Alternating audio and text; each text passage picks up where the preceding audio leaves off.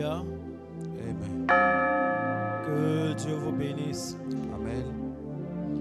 Que la main de Dieu soit sur la vie de chacun d'entre vous. Amen. Que Dieu vous bénisse. Je voudrais encourager une personne à rester attachée à Jésus-Christ. Je voudrais encourager une personne à croire aux actions prophétiques que nous faisons, à croire en la parole de Dieu. Et il ne faut pas se laisser distraire par quoi que ce soit. En général, on a tendance à comparer nos vies à la vie des gens qui réussissent. Bon, ça peut nous motiver, mais on n'a pas forcément les mêmes sources. Mais Jésus, il te bénit et ta bénédiction est dans la paix. Amen. Ne dévie pas, ne va pas dans autre chose. Et d'ailleurs, autre chose même là, ils ne sont pas aussi capables que ça de bénir si ce n'est pas Dieu. C'est pourquoi on va parler aujourd'hui du don de prospérité. Come on. Parce que les sectes là, est-ce qu'en vérité c'est des gens qui rendent riches? C'est des gens qui recrutent des élites. Ils vont dans des écoles d'excellence, ils prennent les meilleurs et les coachent, c'est tout. Souvent avec Jésus, avec ton intelligence, tu bosses, tu atteins certains niveaux dans le monde des finances. Et pour certaines nominations, quand on voit que tu es bon, tu es coopté. Alors que Jésus ne tient pas compte de tout ça. Si tu as de très grands diplômes, Jésus te prend. Si tu en as moins, Jésus te prend et il est capable de faire la même chose avec toi. Il est celui qui prend le berger et fait de lui un roi. Il est celui qui prend aussi le prince Salomon et fait de lui le plus grand roi et l'homme le plus prospère de tous les temps. Il faut rester attaché à Jésus-Christ. Il faut dire Amen. Amen. J'aimerais, avant de commencer, rendre grâce à Dieu encore pour la vie de l'un de vos frères, un de mes fils spirituels qui s'appelle Richemont. Richemont est un monsieur courageux, mais qui avait besoin de la grâce de Dieu. Il a vécu à l'étranger jusqu'à ce qu'il vienne. Et quand il est venu au pays, la première chose qu'il a cherché à faire, c'est la face du Seigneur. Donc il est venu faire un bon séjour ici. Nous avons prié, après je l'ai rappelé et nous avons prié.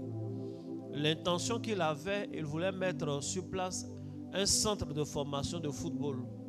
Mais vrai là, à partir de rien même.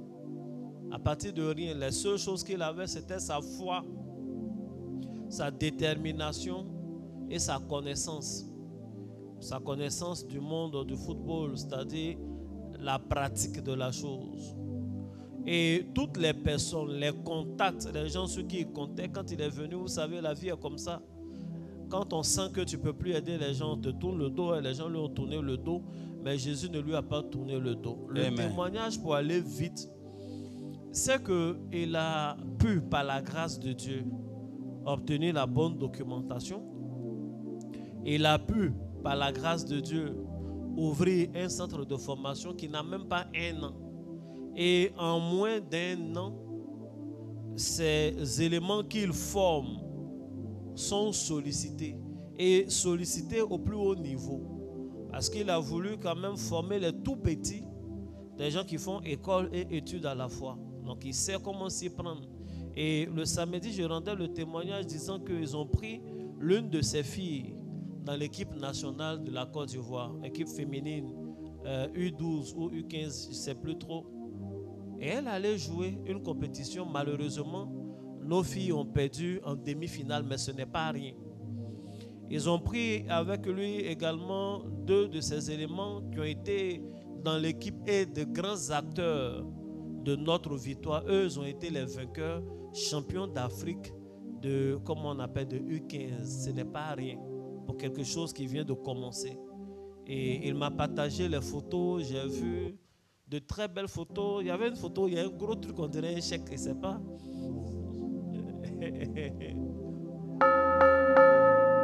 Je ne sais pas si c'est amusement ou bien c'est quoi, mais ils ont mis dessus $100,000. Je dis, mais ça, c'est les enfants. Football, là, c'est quelque chose. Hein? C'est quelque chose. Il faut dire Amen. Amen. Et c'est Jésus qui fait ça. Come on. Il n'a pas fait 10 000 choses. Il n'est pas allé vendre son âme quelque part. Il n'a pas donné son derrière moi, il peut dire, à quelqu'un quelque part. Il est resté en Christ. Il lui dit, prends un peu de sel, lave-toi, et prends et lave et se lave. Prends tel somme fait. C'est un peu. Et il y a, ces éléments se sont tellement bien fait remarquer. Quand c'est comme ça, on en cherche encore. Où est-ce que vous avez été formé des enfants d'un tel âge et vous avez de tels contrôles, un tel souffle, un physique, etc. Et puis c'est des enfants et ils sont forts. C'est pas la grâce de Dieu ça? Amen. Et Jésus qui a commencé par le bénir en faisant de cette façon, sa bénédiction ne se limite pas à là. De meilleures choses arrivent. Je veux dire, croyez en vos rêves et croyez en Jésus-Christ. Amen. Jésus peut te donner le paradis. Jésus peut te donner la prospérité. Amen. Que Dieu te bénisse. Amen. Est-ce qu'on peut parler de... Il y avait des images, je ne sais pas si ça a été mis. Pour que vous voyez, c'est de belles images. J'ai regardé ces images avec beaucoup d'émotions. D'émotions, voilà. C'est des vainqueurs, c'est eux qui sont là, avec la médaille. Les enfants qui s'entraînaient, qui auraient cru, dans un coin où il n'y a même pas d'herbe, pour dire qu'il va avoir une bonne pelouse. Mais l'abnégation et surtout la grâce de Dieu a fait qu'ils ont été remarqués et ils sont arrivés au plus haut niveau en ce qui concerne leur tranche d'âge. C'est une grâce. Gloire à Jésus. En Côte d'Ivoire, il y a plein de centres de formation. Il y a des centres de formation qui sont au standard, vraiment, je ne dirais pas européen, mais à de très grands standards. Donc, il peut produire tous les joueurs qu'on veut. Pourquoi on le remarque dans son coin où il a son centre là? Ce n'est pas autre chose que la grâce de Dieu. Amen. Je ne sais pas où tu es, mais les gens importants qui doivent te remarquer dans ton domaine, pour te mettre au plus haut niveau, pendant que je parle, il y a une grâce de Dieu qui est sur toi, qui les attire au nom de Jésus. Amen.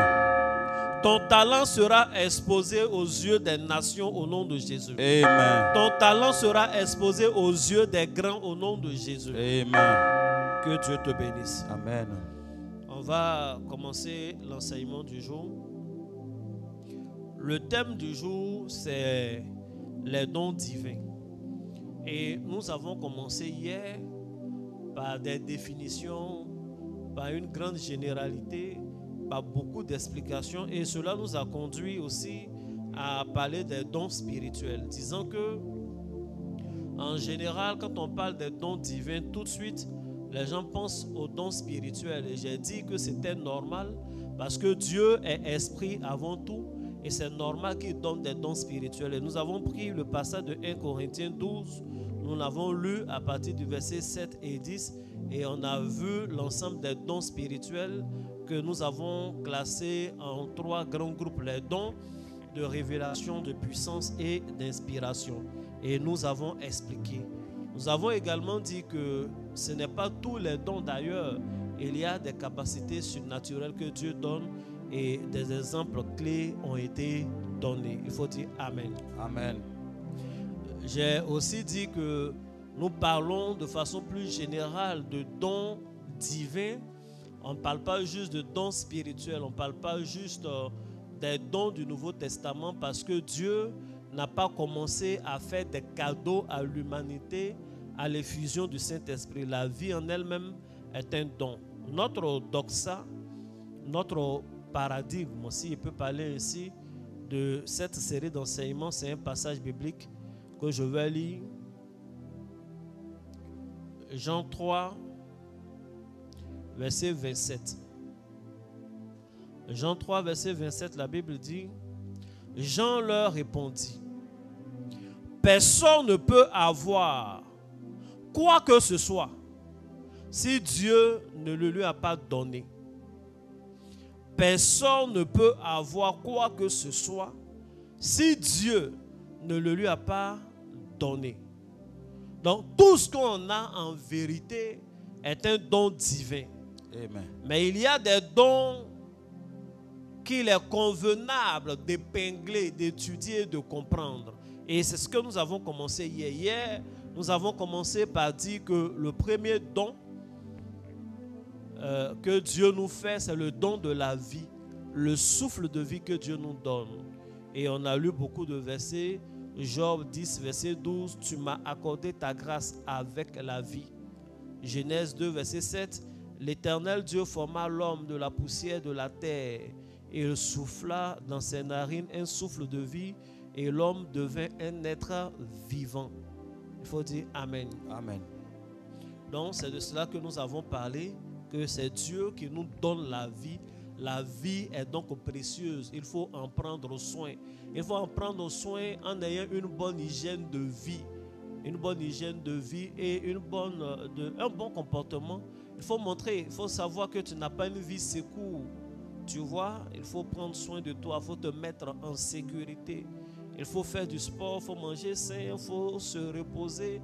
Il faut être responsable lorsque tu es en train de conduire et puis tu bois trop. Il faut réduire un peu. Tout ça, pas te gâter le foie. Est-ce qu'on a dit Amen? Amen.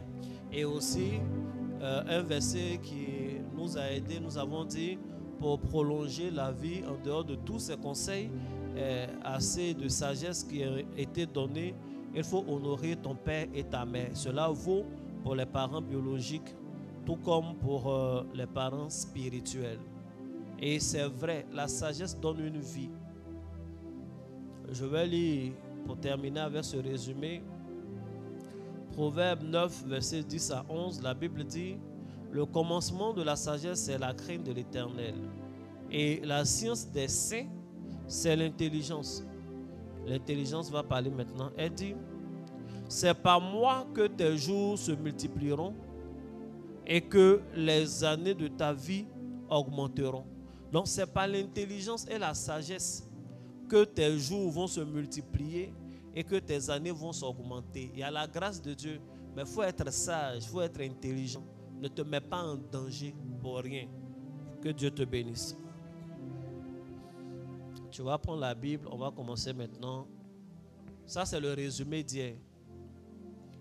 On va commencer maintenant, typiquement les choses dont on n'a pas encore parlé. Tu vas prendre Deutéronome 33, verset 13. J'entends pas un Amen. Amen. J'ai rien dit qui puisse faire dire Amen. Amen. Deutéronome 33, verset 13, je lis. Sur Joseph, il dit, son pays recevra de l'Éternel en signe de bénédiction le meilleur don du ciel, la rosée, les meilleures eaux qui sont en bas. Amen. Amen. Je lis un deuxième verset. Psaume 2, verset 8. La Bible dit, demande-moi et je te donnerai les nations pour héritage, les extrémités de la terre pour possession. Amen. Amen. Donc, on est en train d'étudier les dons divins. Le premier don divin dont nous avons parlé, c'est le don de la vie. Le second don divin dont nous allons parler rapidement, c'est le don de la nature. Nous avons lu ici, étudié Genèse, et nous avons compris que Dieu a donné les végétaux à l'homme. Après, il va donner le règne animal à l'homme. En fait, Dieu a donné la nature à l'homme. Amen. Donc, la nature est un cadeau divin.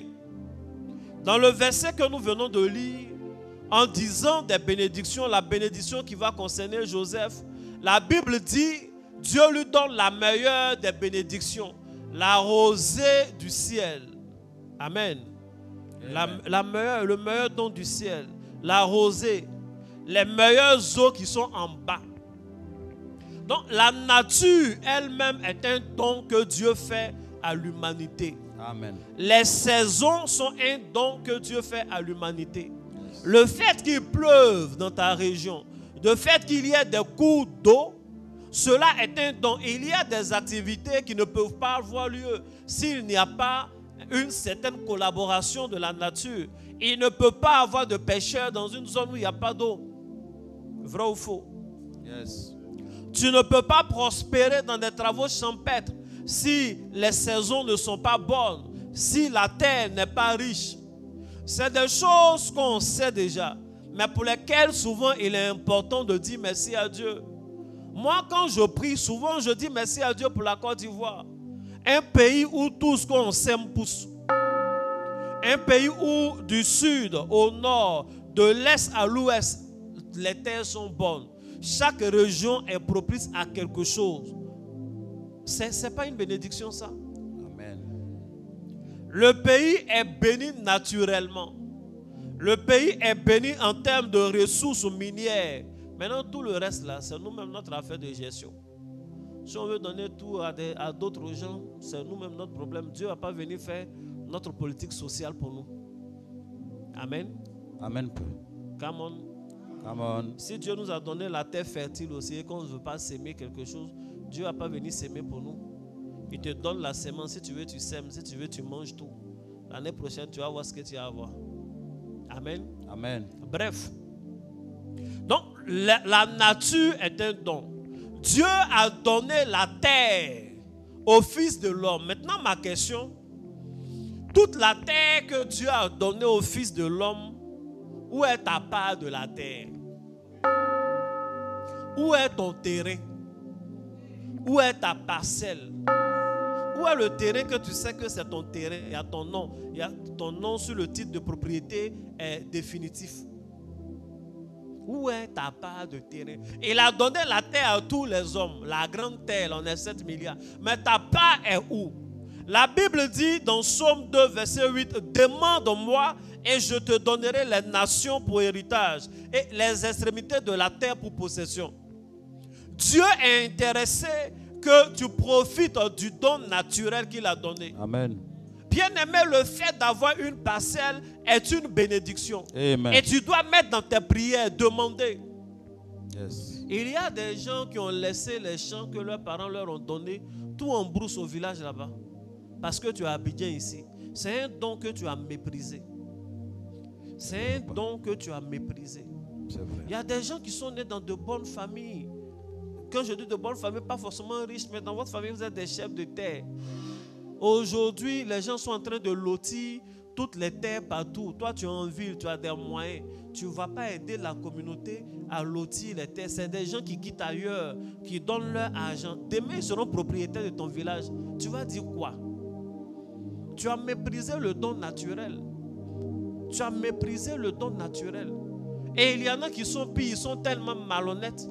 Comme ils sont bien placés, ils vont au village. C'est eux-mêmes qui arnaquent les vieux là. Ils les font signer des choses qu'ils ne comprennent pas. Et ils deviennent propriétaires. Et après, on vend à des gens qui viennent d'ailleurs, sans donner même aux propriétaires de la zone.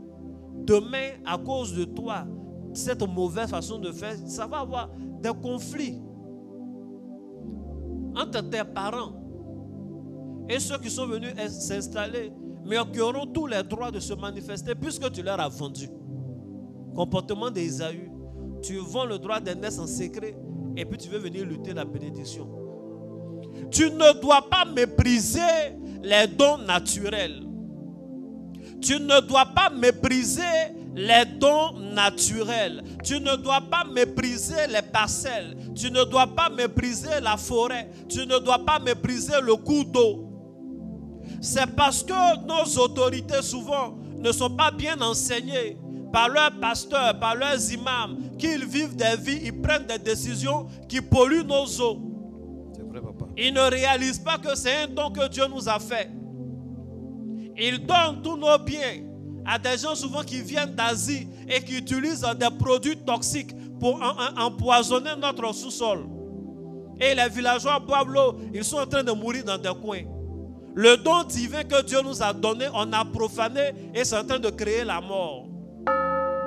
On retrouve les gens ne peuvent même plus aller dans leur champ, plein de trous et d'une façon sauvage d'exploiter les biens que Dieu nous a donnés. Or, ça aurait pu être bien encadré. C'est parce qu'on ne réalise pas, leurs imams et leurs pasteurs ne leur ont pas dit c'est un don divin. Vous n'avez pas le droit de gâter ce que Dieu a donné à tout un peuple pour vous sur vos poches. C'est pas normal, c'est pas bien.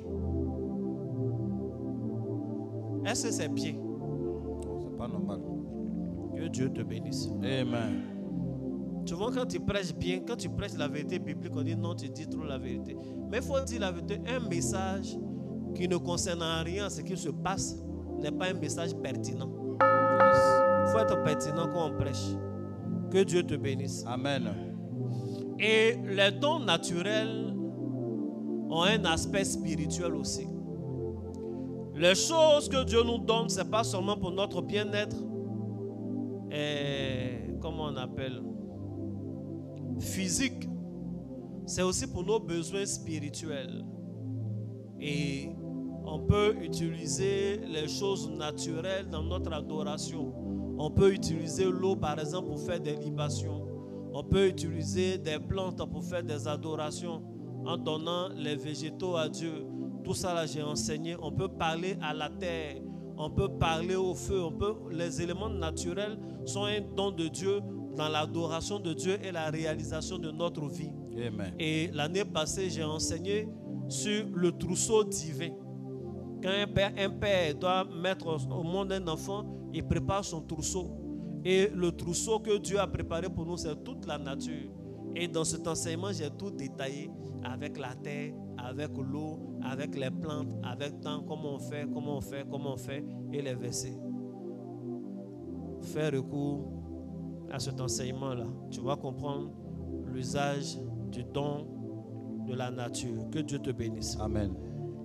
Le troisième don dont je veux parler ici, c'est le don des facultés ou le don des talents. Tu vas prendre Exode 35, verset 34, et je lis la parole. Il lui a accordé aussi le don d'enseigner, de même qu'à Oholiab, fils d'Aïchamak, de la tribu de Dan. Il faut dire Amen. Amen. Ça c'est Exode 35, verset 34.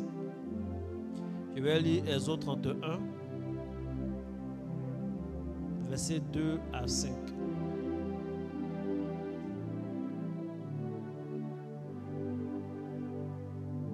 Sache que j'ai choisi Betsaléel, fils d'Uri, fils de Our, de la tribu de Juda. Je l'ai rempli de l'Esprit de Dieu, de sagesse, d'intelligence et de savoir pour toutes sortes d'ouvrages. Je l'ai rendu capable de faire des inventions, de travailler l'or, l'argent et les reins, de graver les pierres à enchâsser, de travailler le bois et d'exécuter toutes sortes d'ouvrages. Amen. Donc, dans ce passage, nous voyons Dieu qui donne des dons à des gens. À l'un, il a donné la capacité. Il dit, je lui ai donné le don d'enseigner. L'enseignement est un don. Il n'est pas donné à tout le monde d'être capable d'enseigner. Il y a des gens qui ont un savoir profond, mais ils ne savent pas comment communiquer ce savoir-là. Pour tous ceux qui ont été à l'école, on a souvent tombé sur des professeurs comme ça. Le gars, il est fort, mais il n'arrive pas à bien expliquer. Quand l'un de tes camarades de classe t'explique, tu comprends mieux que ce que le professeur explique. Or, c'est un professeur qui est bien. Il a eu ses diplômes et tout ça. Souvent, c'est la formation pour devenir enseignant qui n'a pas été bien fait. Mais enseigner est un don naturel chez certaines personnes. Et il y a des hommes de Dieu aussi qui sont très bons mais qui ne savent pas enseigner. C'est un don. Donc on ne peut pas dire qu'il n'est pas un bon homme de Dieu. Peut-être ce don n'est pas bien développé chez lui, mais Dieu l'utilise dans d'autres choses telles qu'il a appelé. Donc l'enseignement est un don. Le second, Betsaléel et sa famille, Dieu leur a donné des dons manuels. Ils sont capables de tailler des pierres. Ils sont capables de faire fondre l'or et de lui donner des formes. Ils sont capables de coudre les tissus et faire les tapis, ainsi de suite. Bref, ce que je veux expliquer là, c'est que parmi les dons divins, il y a ce qu'on appelle les dons de faculté, les dons de capacité à faire des choses. C'est des talents que Dieu donne. Dieu ne donne pas seulement le parler en langue.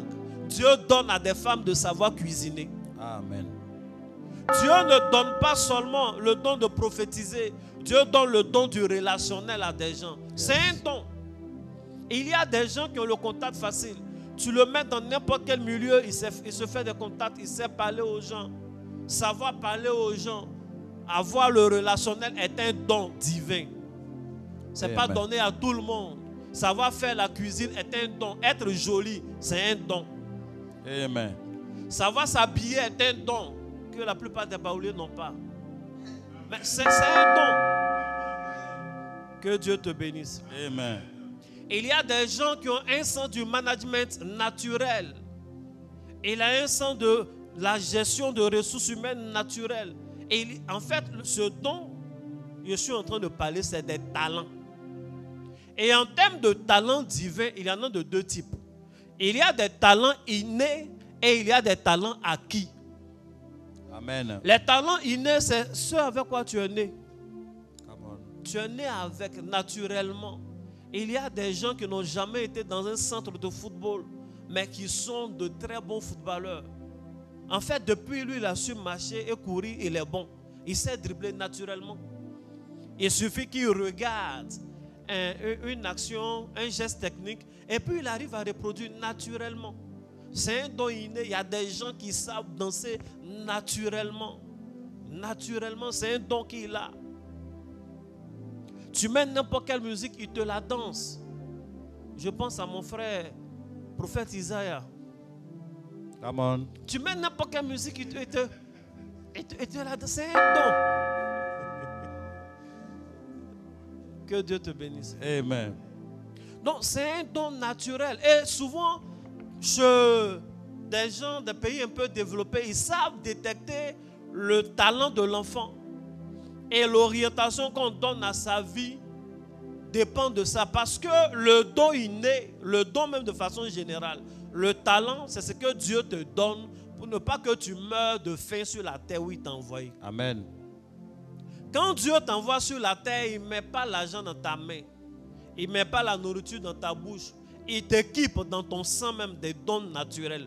Tout le monde a un don naturel. Certains ont jeté pour eux, d'autres ont développé pour eux. Il y a des gens qui savent maquiller naturellement comme ça. Il y a des choses que tu fais. Et puis après, quand tu vas sur les tutos des professionnels, tu te rends compte que tu n'avais pas appris. Et puis tu faisais comme ça aussi. Il faut savoir que c'est un don naturel que tu as. C'est spirituel, ça vient de Dieu. Dieu a mis dans ton sang. Et il y a des femmes, tu vas lui montrer tous les condiments. La mesure qu'on prend, à quel moment on met, elle va te faire la cuisine. Tu manges, c'est pas tout. C'est là que tu comprends que faire la cuisine est un don. Et il y en a par contre qui peuvent te prendre deux condiments, un piment et une aubergine. Avec un piment et une aubergine, elles vont te faire une sauce graine. Tu ne sais pas comment elles ont fait. Mais c'est leur don. C'est surnaturel. C'est leur don. Elles savent faire. Et le talent, le don inné n'est pas à négliger. Si tu négliges, c'est que tu es en train de jeter quelque chose que Dieu t'a donné pour que tu t'en sortes sur la terre. Il y a des gens qui ont le palais facile. C'est pas rien. Il y a dans ce pays des gens qui se sont enrichis parce qu'ils parlent bien, ils font des annonces. Il n'est même pas au courant de ton événement, il ne sait pas qui fait. Dis-lui seulement à quelle heure on commence, qui vient. Il va te parler de celui qui vient. Le plus grand conférencier arrive, et puis on le paye pour ça. Mais tout le monde ne peut pas parler comme il parle là. Faire rire les autres est un talent. Il y a des gens qui ont vécu des scènes qui font rire. Mais quand ils viennent raconter, ça ne fait pas rire. Il y a des gens qui ont vécu des scènes tristes. Mais s'il te dit, tu vas rire. Tout le monde ne peut pas faire rire. C'est un talent. C'est Dieu qui donne. Et après, on peut travailler. Que Dieu te bénisse. Amen. Que Dieu te bénisse. Amen. Et les talents sont plusieurs. Faire le commerce est un don. Il peut être inné, il peut être acquis. Il y a les gens qui ne savent pas faire le commerce.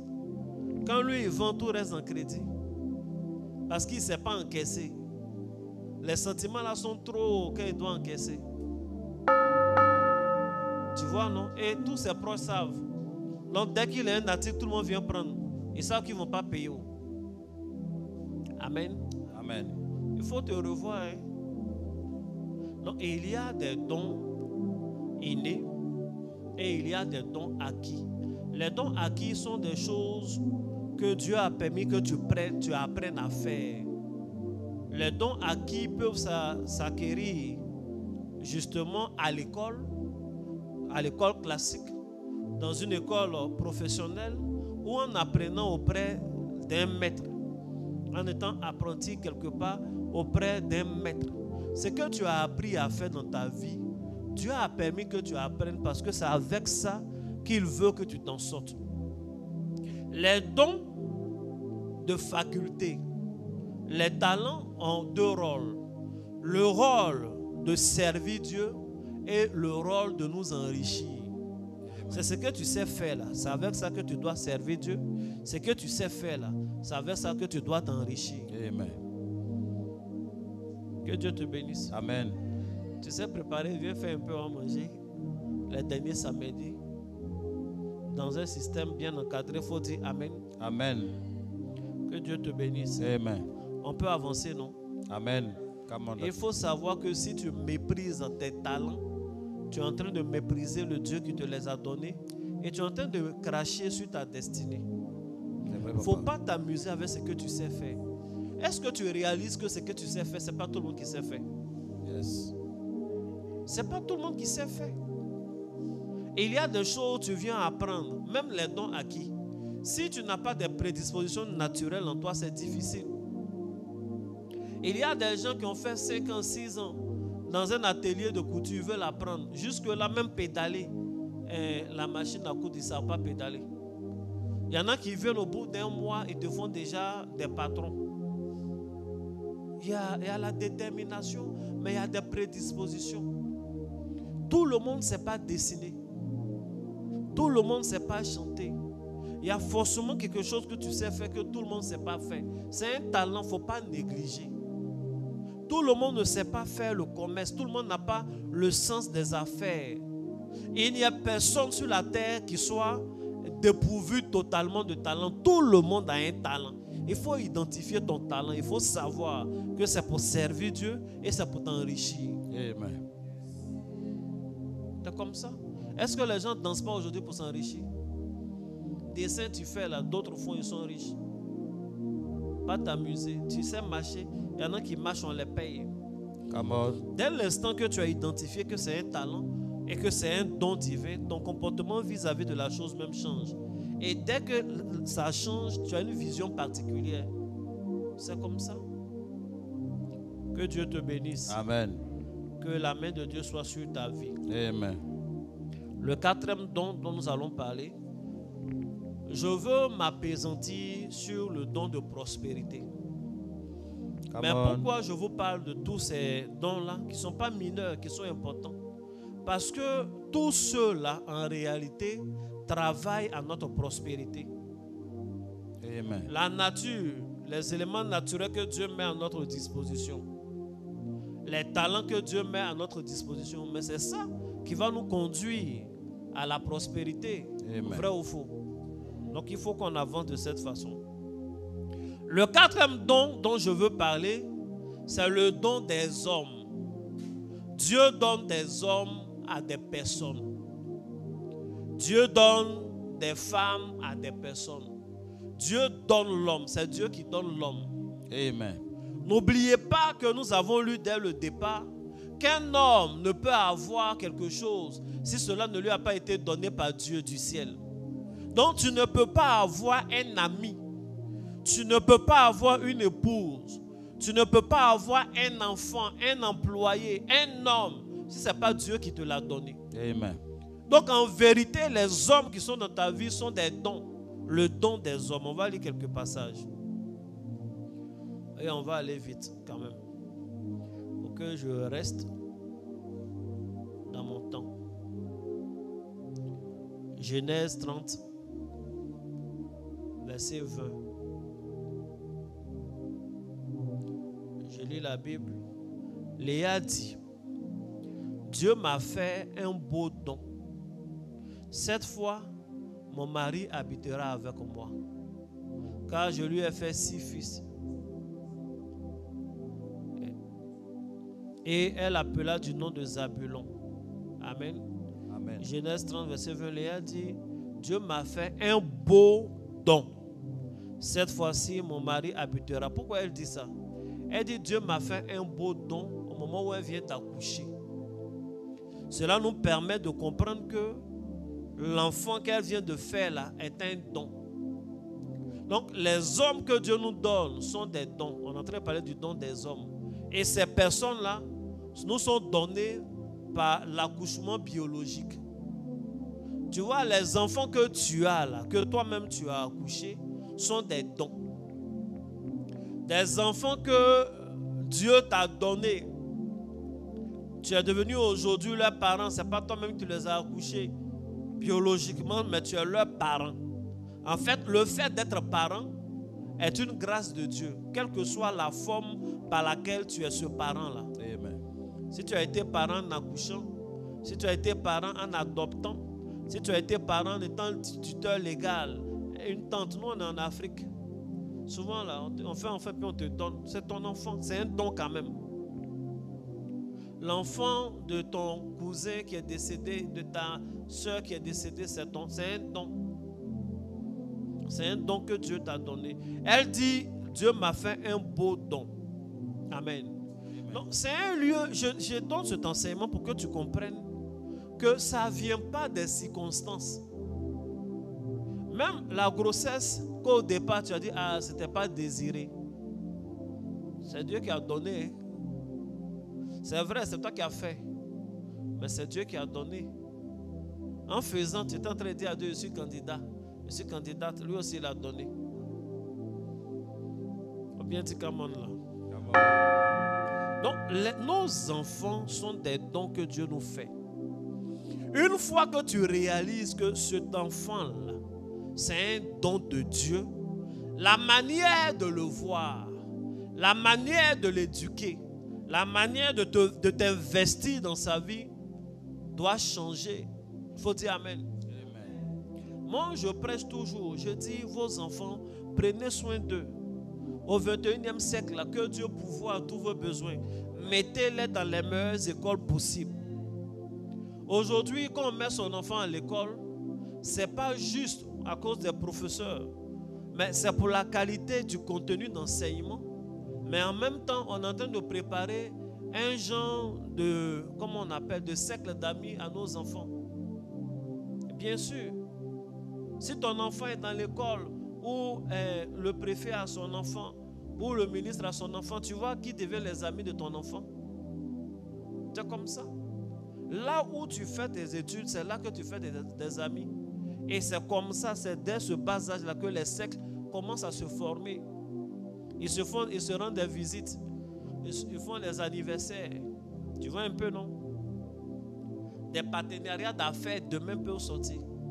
Des mariages demain peuvent sortir. Tu éduques ton enfant à la maison ici, ça permet de faire le bon tri. Mais tu mets ton enfant dans un bon environnement en le mettant dans la bonne école. On ne met pas l'enfant dans une école pour le bling bling. C'est vrai, je n'encourage jamais quelqu'un à être endetté pour scolariser ses enfants, mais il faut faire du mieux que tu peux. Du mieux que tu peux, il faut aider ton enfant. Il faut faire tous les vaccins de l'enfant que tu as accouché là. Il faut faire tous ces vaccins. Dieu te l'a donné, tu es responsable de lui. Pourquoi tu ne suis pas ces vaccins? Son carnet de vaccination n'est pas à jour. Ce n'est pas normal. Ce n'est pas responsable. Aujourd'hui, dans nos pays, beaucoup de vaccins sont gratuits. Même les vaccins gratuits, tu ne fais pas. L'enfant est né, même goutte de polio, là, ils n'ont pas mis dans sa bouche. Demain, tu vas l'envoyer. Hey, mon enfant ne marche pas, prions pour lui. Prions pour lui comment? Si on doit bien prier, toi-même, il faut te repentir d'abord. Il y a un vaccin contre la polio qui existe. mais tu n'es pas responsable. Tu ne prends pas bien soin de l'enfant. Il y a des mères comme ça qui s'en foutent de leur enfant. Elles ont livré l'enfant à la nounou. La nounou est plus mère. Non. Même si tu travailles, tu es occupé ou autre, il faut être un peu regardant sur ton enfant. Il faut vérifier, est-ce que la petite, là, quand on la lave correctement. Est-ce que ses cheveux sont bien? Il faut être mère, il faut être mère, il faut être père. Même si tu es très occupé, que tu dors à l'église, quand tu vas à la maison, regarde les cahiers de l'enfant. Il faut voir, est-ce qu'il évolue à l'école? Quand les écoles convoquent pour dire, il y a la journée, comme on appelle même journée parents des élèves, il faut aller aussi. Ils vont te dire comment ton enfant se comporte à l'école. Parce que souvent, il y a des enfants qui ont un comportement à la maison qui est très différent du comportement à l'école. Les enfants sont un don divin. Il faut en prendre soin comme tel. Amen. Il faut en prendre soin comme tel. Et il faut prier pour ton enfant. Dès le bas âge, il faut prier pour ton enfant. En tant que mère, prie pour elle. Prie pour lui. Prie pour lui. Souvent, les enfants ont des comportements qui font mal. Mais il faut prendre sur toi et prie pour lui quand même pour le bénir. Et demande à Dieu d'arranger la vie de ton enfant. C'est comme ça. Amen. C'est comme ça. Il y a des comportements de mères qui souvent ne donnent pas longue vie aux enfants. Des mamans qui maudissent à tout bout de champ. Des mamans qui exposent leurs enfants. Tu es en train d'exposer ton enfant comme ça. Tu n'as pas été initié à la sorcellerie, mais tu ne sais pas. Tu es en train de vendre ton enfant.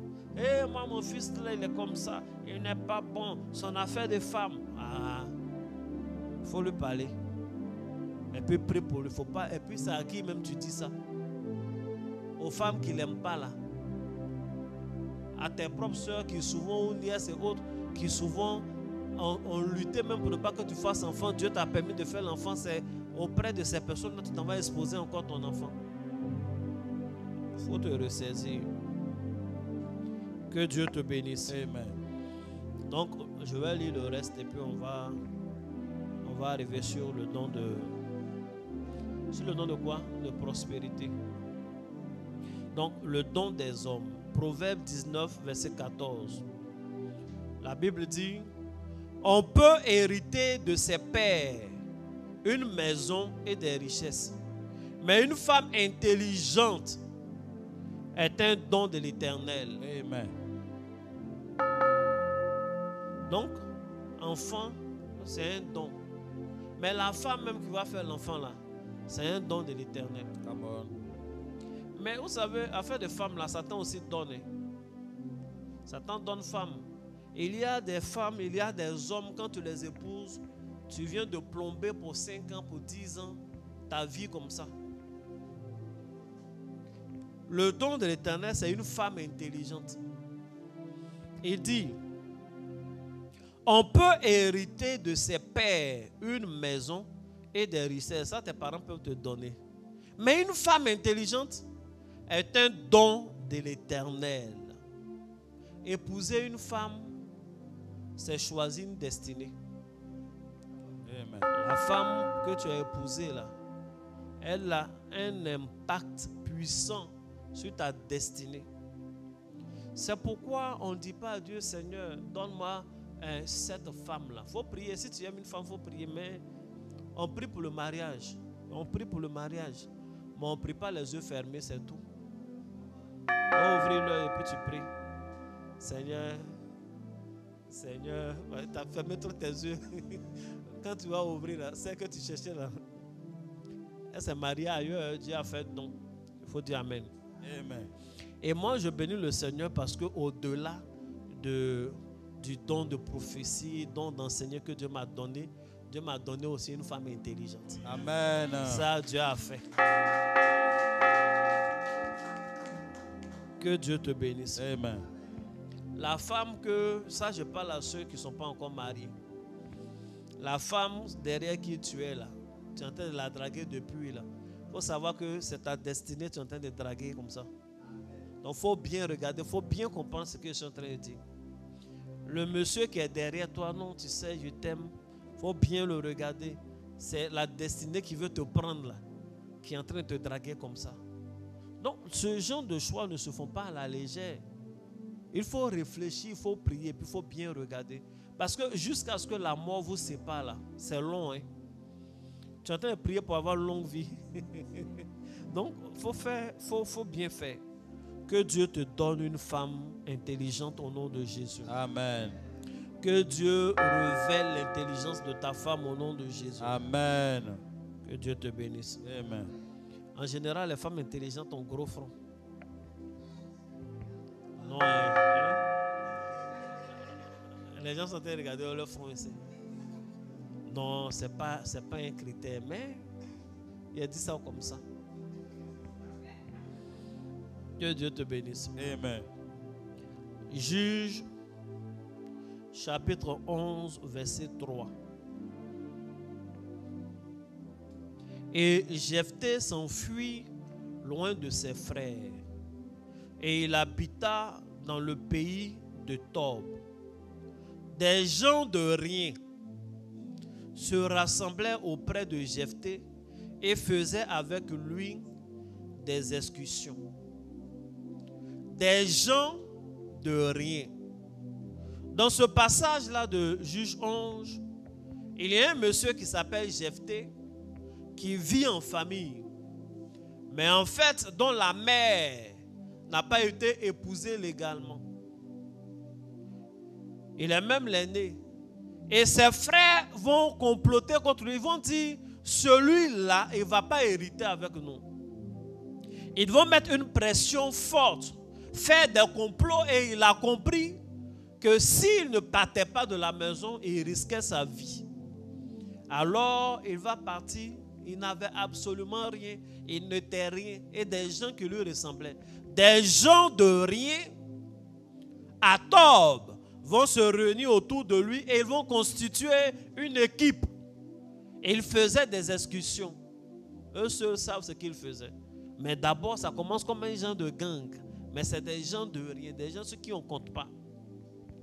Et plus tard, quand la nation sera dans le besoin d'un héros pour les délivrer, ce n'est pas les frères là, ce n'est pas le chef de famille, mais c'est les anciens même de la localité qui sont allés chercher Jephthé pour dire viens nous délivrer. Dit, non, si moi je viens, il faut que je sois chef au-dessus. Non, mais ce n'est pas pour être chef, viens.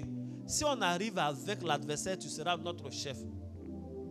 Et avec les gens de rien là, il a pu obtenir la délivrance de chez lui. Et la Bible dit qu'il a été établi chef. Donc les gens de rien qui étaient avec lui là sont devenus son gouvernement. J'ai pris ce passage pour dire effectivement, Dieu nous donne des enfants. Effectivement, Dieu nous donne une épouse. Dieu nous donne donc une famille. Mais également, il y a des gens qui viennent. Il y a des cadeaux que Dieu donne qui viennent avec des emballages qui sont bizarres.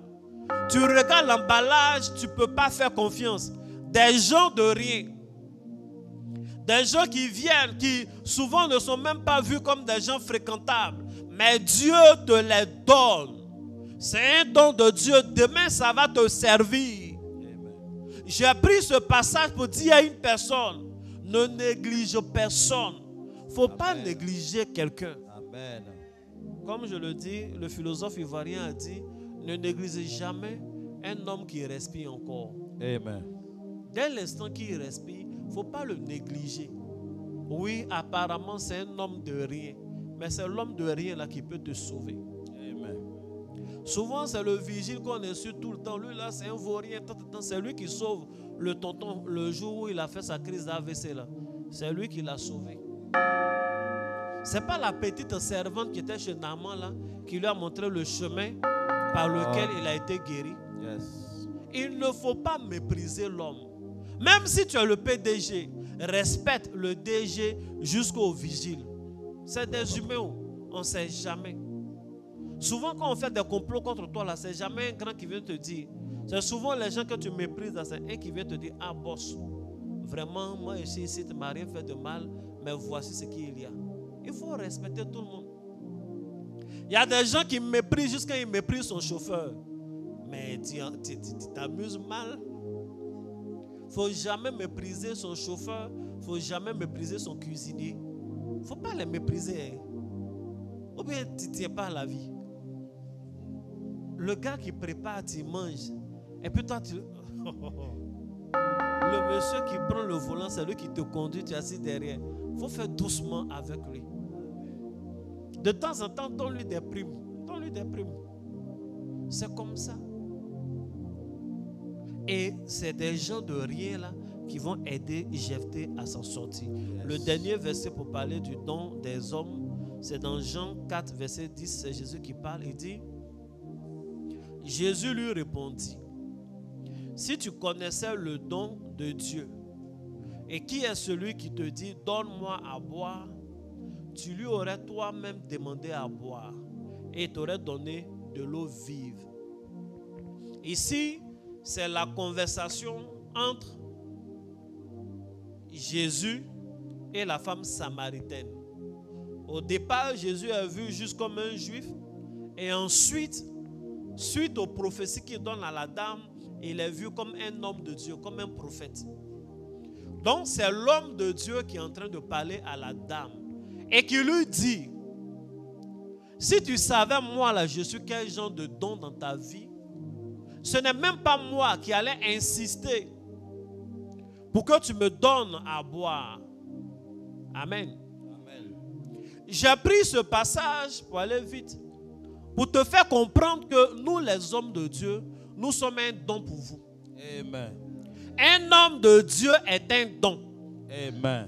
Et il y a des choses que tu es en train d'apprendre aujourd'hui. Si Dieu ne t'avait pas donné l'homme de Dieu que je suis là, est-ce que tu es sûr que tu allais comprendre? Jamais. L'homme qui fléchit les genoux, qui prie pour toi, l'homme qui t'enseigne, l'homme qui t'encourage. Souvent c'est dur, il est là, il t'appelle, il t'envoie des messages. Souvent ton problème, il t'encourage. Quand il rentre à la maison, il pleure plus fort que toi parce que ça lui fait mal. Vous n'avez même pas le même groupe ethnique, il ne te connaissait pas ailleurs. Mais c'est dans l'affaire de Dieu. Mais il prend ton affaire comme si c'était son affaire. Une telle personne est un don de Dieu. Amen. C'est un don de Dieu. Les hommes de Dieu sont des dons dans votre vie. Ton père spirituel est un don pour toi. Amen. Et si tu sais que c'est un don divin, il faut le considérer comme quelque chose que Dieu a donné. Amen. Tu ne peux pas traiter l'homme de Dieu comme ça fait rien. L'homme de Dieu n'est pas une option. C'est une nécessité. Le père spirituel n'est pas une option. C'est une nécessité. Que Dieu te bénisse. Donc les dons, les hommes sont des dons. De tout genre. Que Dieu te bénisse. Amen. Regarde ton voisin à côté de toi, dis-lui, tu as un don. Et puis il faut lui demander s'il sait que toi aussi tu as un don. Come on. C'est un don. Et pas n'importe quel don. C'est un don divin. C'est Dieu qui a permis que tu le connaisses. C'est Dieu qui a permis qu'il soit là. Il faut mettre la main maintenant sur moi pour me dire, moi aussi je suis un don. Il dit sur moi, pourquoi c'est un qui dit? Père, tu es un don. Je suis un don. Donc donne-moi à boire. Comme Jésus a dit, que Dieu te bénisse. Amen. L'avant-dernier point, c'est le don du salut. Ça, on ne va pas faire un enseignement dessus. C'est Dieu qui nous donne le salut. Je vais lire juste un passage. Romains 5, verset 15. La Bible dit, mais il n'en est pas du don gratuit comme de l'offense. Car si par l'offense d'un seul, il en a beaucoup qui sont morts, à plus forte raison, la grâce de Dieu et le don de la grâce venant d'un seul homme, Jésus-Christ, ont-ils été abondamment répandus sur vous. Amen. Amen. Le salut de notre âme, le salut éternel, est un don qui vient de Dieu. Et ce don-là, pour l'avoir, il faut accepter Jésus comme son sauveur et son Seigneur personnel. Amen. Amen. Tu vas prendre le psaume 118. Je vais lire le verset 25. Il a dit, ô Éternel, accorde le salut. Ô Éternel, donne la prospérité. C'est extrait du psaume que nous lisons depuis le début de ce mois. Et ici, on voit effectivement que dans la prière, le psalmiste demande le salut. Et cette prière a été exaucée en la personne de Jésus. Amen. C'est pourquoi Jésus a été donné. C'est un don. C'est le don du salut. Maintenant, à côté du salut, il prie, il dit, ô Éternel, donne la prospérité. Cela veut dire que le Dieu auquel il s'adresse est capable de donner la prospérité. Il est capable de donner des dons naturels, donner la nature, donner des hommes, donner des talents, donner le salut, mais il est aussi capable, il détient un don extraordinaire qu'on appelle le don de prospérité. Amen. C'est un don quand Dieu fait à une personne, la personne doit prospérer. Amen. C'est un don quand Dieu fait aux hommes, aux femmes, aux hommes de Dieu, aux hommes d'affaires. S'ils l'ont obtenu, la conséquence, c'est la prospérité. Amen. Et la prospérité à tous égards, réussit dans les choses qu'ils font. C'est un don, donc, s'il nous manque, on peut faire des efforts, on peut se battre et ne pas avoir la conséquence qui est le bon résultat, la prospérité. Amen. On va lire quelques versets, on va y arriver encore. On est en train de parler du don de la prospérité. Amen. Pour ceux qui prennent note.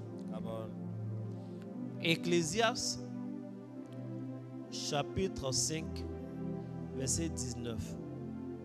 Dans certaines versions, c'est verset 18. Il dit, mais si Dieu a donné à un homme des richesses et des biens, s'il a rendu maître d'en manger et d'en prendre sa part et de se réjouir au milieu de son travail, c'est là un don de Dieu. C'est là un don de Dieu. Qu'est-ce qu'est un don de Dieu? Avoir des richesses et des biens. Être maître et de manger de ses richesses et de ses biens, de prendre sa part et de se réjouir au milieu de son travail, c'est là un don de Dieu. Donc, c'est Salomon qui écrit ça. C'est-à-dire, dans le premier verset, c'est un homme qui prie, il dit, oh, Éternel, donne la prospérité. Dans Ecclésiaste, c'est un homme qui constate que l'Éternel donne la prospérité. Il donne la richesse, il donne des biens.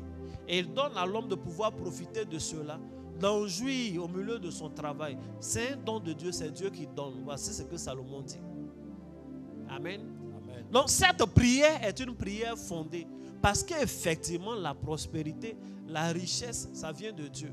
Pourquoi j'ai pris ce verset? J'ai pris ce verset parce qu'il y a des gens qui sont trop compliqués. Ils n'aiment pas l'argent, ils n'aiment pas les biens. Dès que tu as parlé, non, il ne parlait pas de cette prospérité-là. La prospérité, c'est d'abord spirituel. Quand toi-même tu parles et puis tu dis d'abord, ça veut dire logiquement, il doit avoir ensuite. Mais lui, il ne va pas dire d'ensuite. Hein.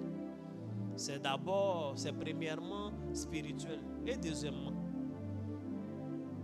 Amen. Yes. Amen. Il dit, c'est un don de Dieu. Les richesses et les biens, c'est un don de Dieu. Ça, c'est Salomon qui dit. Maintenant, on va écouter Dieu lui-même parler. Ésaïe 45, verset 7. Il dit, je forme la lumière et je crée les ténèbres. Je donne la prospérité et je crée l'adversité.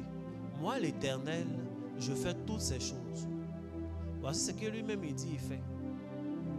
Il dit, je forme la lumière et je crée les ténèbres. Je donne la prospérité. Il faut dire, il donne la prospérité. Il donne la prospérité. Ô Éternel, Ô Éternel, donne la prospérité. donne la prospérité. Ô Éternel, Ô Éternel, donne la prospérité. donne la prospérité. Ô Éternel, Ô Éternel, donne la prospérité. donne la prospérité. C'est un don de Dieu. Je déclare que Dieu te donne ce don au nom de Jésus. Amen. Lève, fais tes mains comme ça. Que la prospérité de Dieu se pose dans ces paumes qui sont levées au nom de Jésus. Amen. Que la prospérité de Dieu se pose dans tes mains et Amen. rentre dans ton sang Amen. et fasse un avec ta personne Amen. au nom de Jésus. Amen. Que la prospérité de Dieu inonde ta personne. Amen. Que tu respires la prospérité. Amen. Que tu marches dans la prospérité. Amen. Que tes activités prospèrent. Amen. Que cette prospérité qui est divine descende abondamment dans ta vie. Amen. Que la prospérité se pose dans tes mains. Amen. Que la prospérité se pose dans tes mains. Amen. Et qu'elle ne t'échappe plus jamais. Amen. Au nom de Jésus. Amen. Touche ton front. Et dis Amen 3 fois. Amen. Tu peux t'asseoir. Comment on peut obtenir le don de prospérité? Pour obtenir le don de prospérité, c'est un don divin. Donc ça a le même comportement. L'apôtre a dit aspirer aux dons les meilleurs. Je pense que les dons spirituels sont bien. Il n'a pas dit aspirer aux meilleurs dons au singulier. Il dit aux dons les meilleurs. Donc dans cette histoire de dons, il y a plusieurs meilleurs. Il faut dire Amen. Amen. Aspirer aux dons les meilleurs. Moi personnellement, je pense qu'à ce 21e siècle-là, par rapport à ceux à qui on est confronté, la prospérité fait partie des meilleurs dons. Amen. C'est un bon don. Sans prospérité, sans argent, tout est dur. Tout est dur. C'est vrai, papa. Se fâcher sans l'argent même est dur. Demander pardon sans argent, c'est dur. C'est dur. Souvent on te dit non, si elle est fâchée, il faut lui faire un bon cadeau. Invite-la dans un bon coin. Bon, tu vas aller, tu vas lui donner le cadeau avec quoi si tu n'as pas. Amen. Souvent tu as des idées, tu n'as pas l'argent pour mettre en exécution. Quand tu as des idées, puis tu n'as pas l'argent pour exécuter, on dit que tu es paresseux. Et puis on ne sent pas que tu es intelligent, puisque tes idées, là, on ne voit pas se matérialiser. L'argent est une très bonne chose. Que Dieu te donne l'argent. Amen. Donc l'apôtre dit aspirer aux dons les meilleurs. Donc il faut aspirer aux dons de prospérité. Il faut aspirer. Tu vois celui qui prie là, il crie mais il dit oh Éternel. Depuis le début il parle doucement, doucement. Louer l'Éternel car sa miséricorde durera toujours.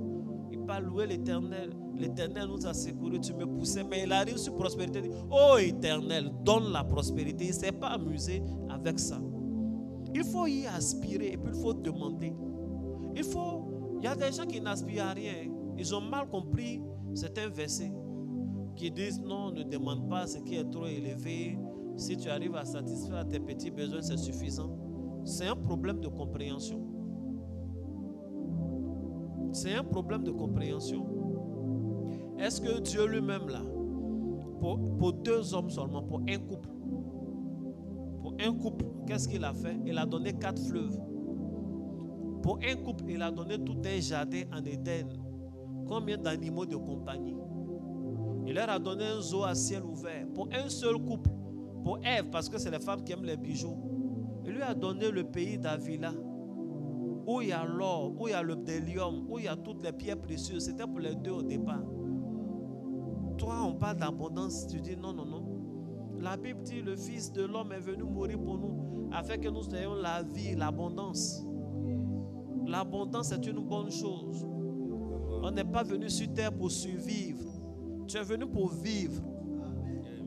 Sans la prospérité, même tu ne sens pas bien le goût de la vie que Dieu t'a donnée. Parce que tu ne vis pas, ta vie passe. Quand on parle de prospérité, il faut aimer. Donc il faut aspirer à ça. Il faut aspirer à ça. Il faut le désirer parce que Dieu te donnera ce que ton cœur désire. Ce n'est pas interdit d'être ambitieux. Être ambitieux quand on est chrétien n'est pas un péché. Vouloir les meilleurs contrats, ce n'est pas un péché. Vouloir étendre son activité, ce n'est pas un péché. Il faut y penser, il faut y réfléchir, il faut prier. Il faut dire Amen. Amen. Deuxième chose pour avoir la prospérité, je l'ai déjà dit, c'est demander.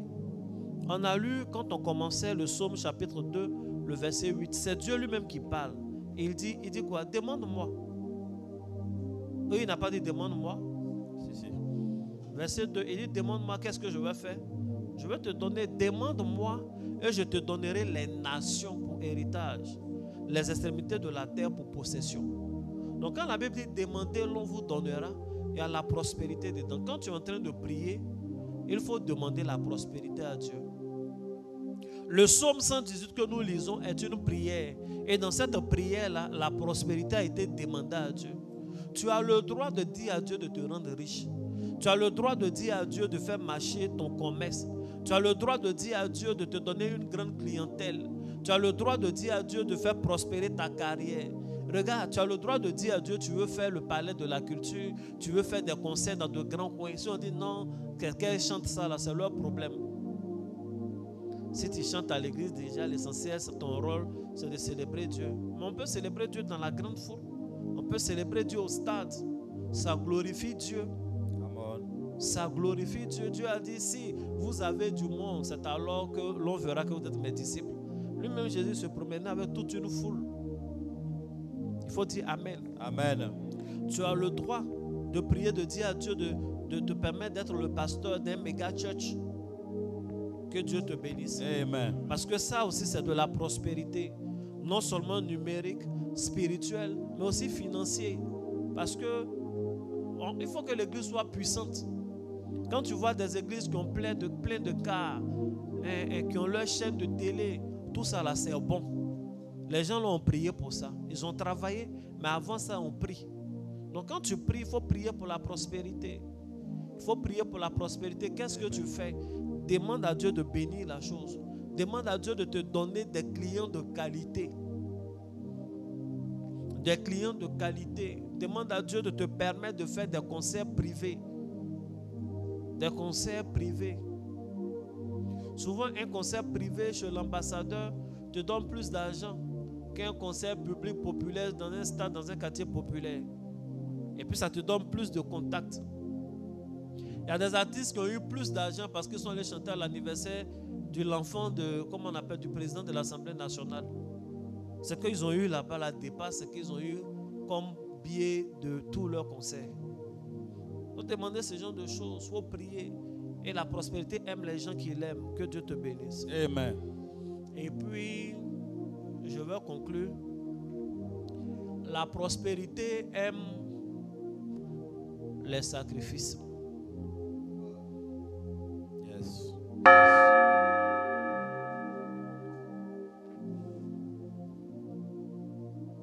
Vous vous rendez compte que l'homme le plus riche de tous les temps, qui nous est présenté par la Bible, est aussi l'homme qui a offert le plus de sacrifices, et pas de Salomon. Amen. Je vais donner un secret à quelqu'un. Amen. La Bible n'est pas un livre d'histoire. La Bible est un livre mystique. Yes. La Bible est un livre hautement mystique. Yes. Que ce soit la Bible dans ta tablette, que ce soit la Bible en papier encore, la Bible est un livre mystique. Yes.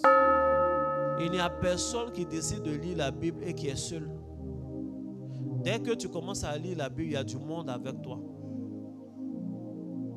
Et la première personne invitée, c'est Dieu lui-même. Yes. La parole de Dieu est la parole de Dieu. Et celui qui touche à la parole de Dieu, Dieu est là. Et il y a des entités qui vont avec toi. Moi, j'ai dit, une année, je coachais une fille. Elle était responsable d'intercession de son église. Aujourd'hui, elle est prophétesse. Elle me dit, chaque jour qu'on se croise, elle a une vision qu'elle ne voit pas bien, c'est flou, elle ne comprend pas. Je lui ai dit, il faut prendre le livre d'Ézéchiel. Lis Ézéchiel. Si tu finis de lire Ézéchiel, il faut prendre Apocalypse et lis. Elle dit, mais elle a déjà lu ça. Elle dit, lis, lis seulement, lis. Tu lis. Tu peux prendre Jérémie, surtout les premières parties où Dieu lui a dit, tu as bien vu. Qu'est-ce que tu vois? Une branche d'amandier. Tu as bien vu l'arbre qui veille, etc. En lisant ces livres-là, l'esprit qui donnait au prophète de vivre ces choses est avec toi. Amen. Quand tu commences à lire, à t'entretenir avec, les esprits qui leur donnaient ces capacités-là sont avec toi. Amen. Si tu veux exercer un ministère de puissance, il faut lire beaucoup Actes des apôtres, le parcours des apôtres.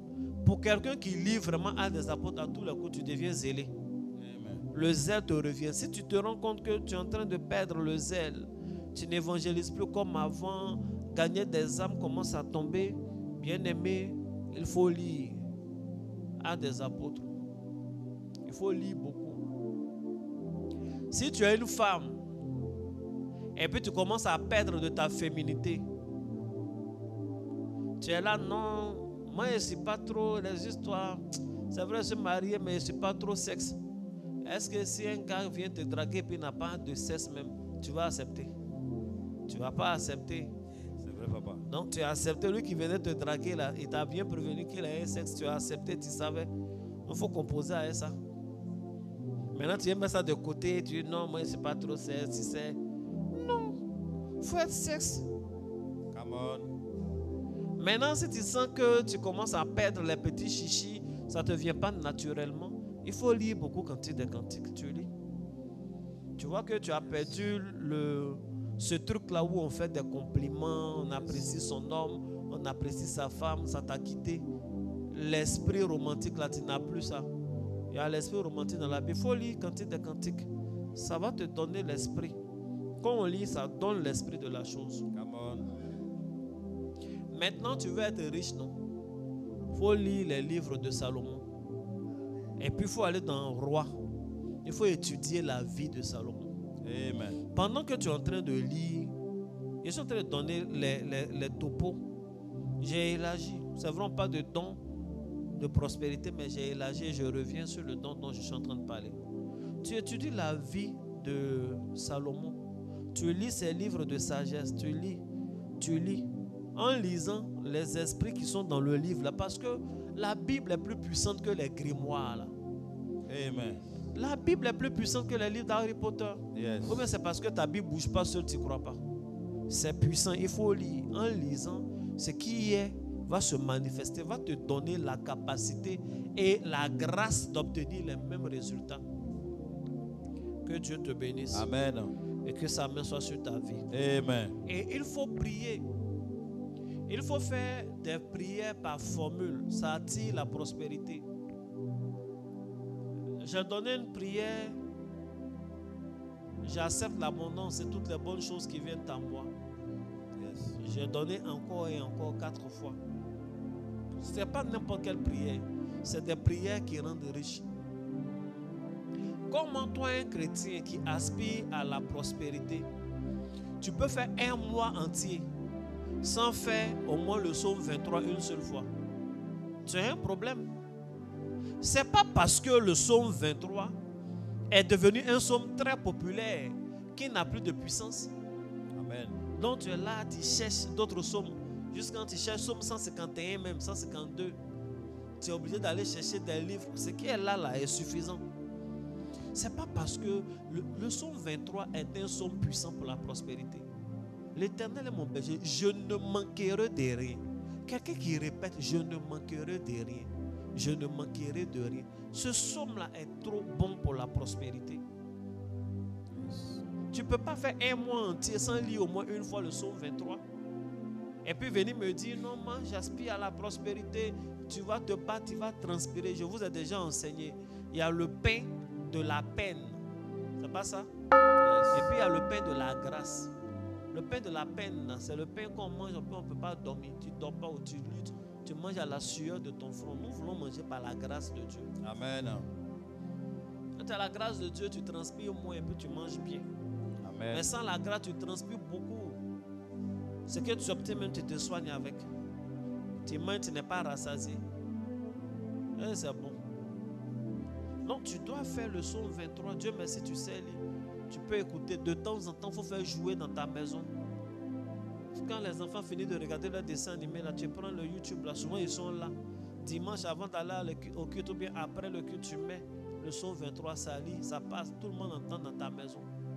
Tu vois, tu as payé les woofers où tu mets toujours des chants bizarres, tu es en train de danser à la maison. C'est bien danse, mais mets le psaume là, dans les woofers là, ça va jouer. Dans ta maison, ça envoie une bonne ambiance spirituelle. Amen. C'est un bon secret, je vais te donner. Amen. Maintenant, la conclusion. Je ne vais pas commenter la conclusion, mais je vais te donner la clé. Amen. N'oubliez pas que je vous ai déjà prêché.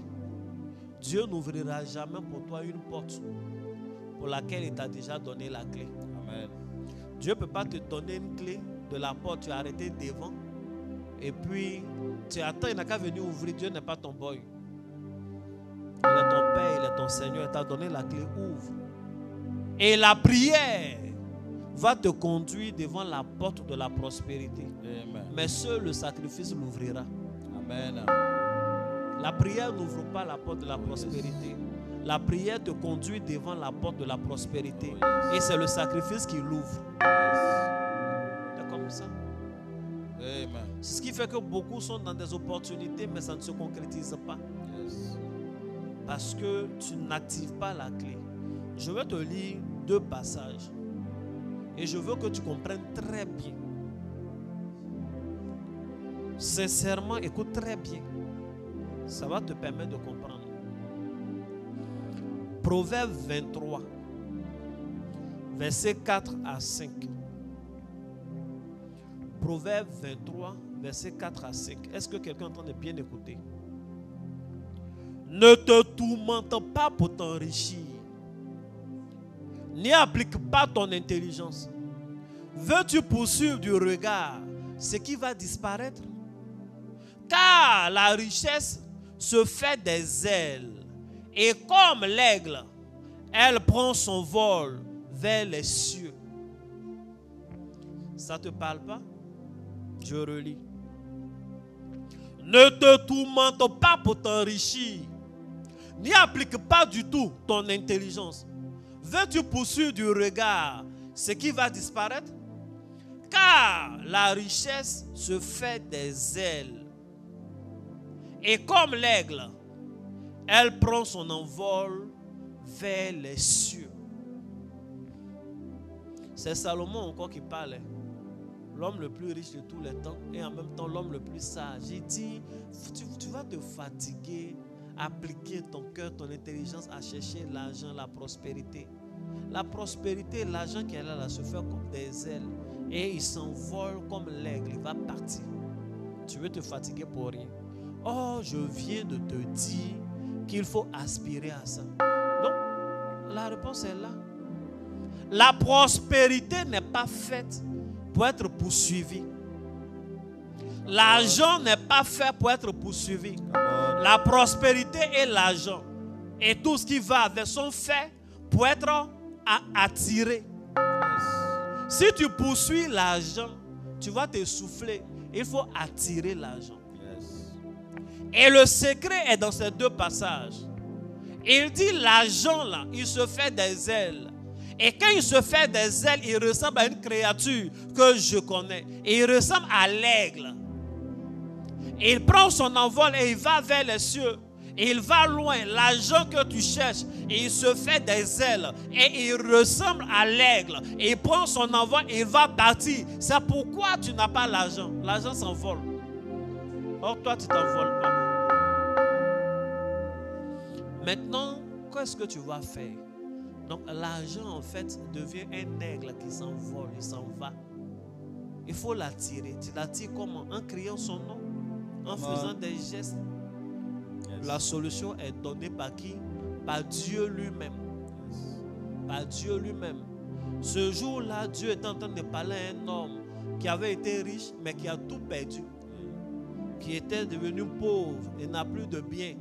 Et effectivement, lui aussi, son argent s'était envolé comme l'aigle. Et Dieu est en train de lui parler. Dieu lui a donné 2 conseils. 2 conseils majeurs. Premier conseil, lui a dit, est-ce que tu as dévancé l'aurore? Yes. Est-ce que tu te lèves tôt le matin pour Come prier? on. Come on. Je dis, ouais, souvent il fait. Mais c'est que tu vas bien faire. Et deuxième conseil, je vais te lire. Job 39, parce que c'est de Job qu'il s'agit. Job 39, versets 30 à 33. Ce passage est la conclusion de l'enseignement et c'est déterminant. Je ne vais pas commenter vraiment. Pas beaucoup en tout cas. Est-ce par ton ordre que l'aigle s'élève? Est-ce qu'il place son nid? Et je reprends la lecture. Je vais faire 2 lectures.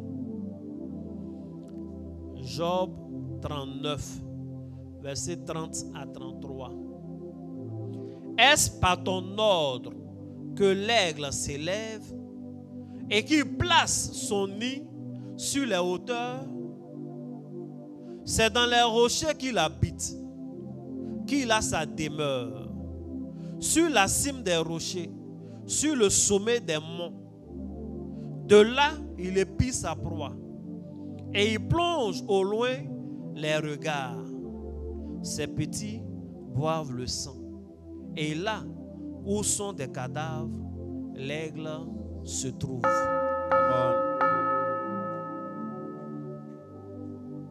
Je n'ai pas fini de parler comme ça.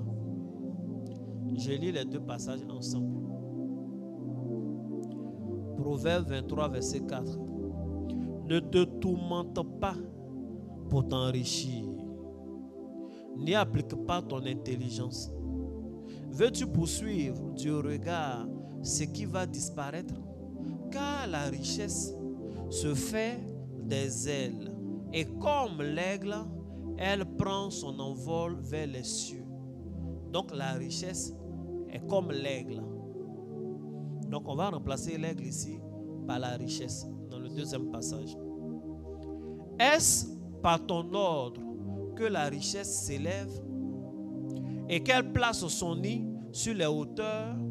C'est dans le rocher qu'elle habite, qu'elle a sa demeure, sur la cime des rochers, sur le sommet des monts. De là, elle épie sa proie.